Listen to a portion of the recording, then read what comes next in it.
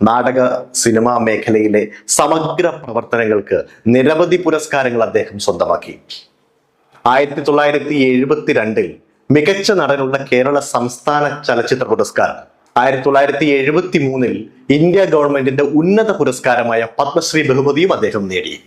1993 സമഗ്ര സംഭാവനയ്ക്കുള്ള JC Daniel പുരസ്കാരവും അദ്ദേഹം കരസ്ഥമാക്കി. ആദ്യകാലങ്ങളിൽ നാടകരചനയിലാണ് തിക്കുറിശ്ശി ശ്രദ്ധ കേന്ദ്രീകരിച്ചത്.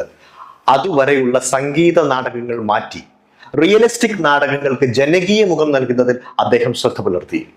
മരീചിക, കലാകാരൻ എന്നീ പേരുകളിൽ അദ്ദേഹം എഴുതിയ നാടകങ്ങൾ വൻ ജനപ്രീതി പിടിച്ചുപറ്റി.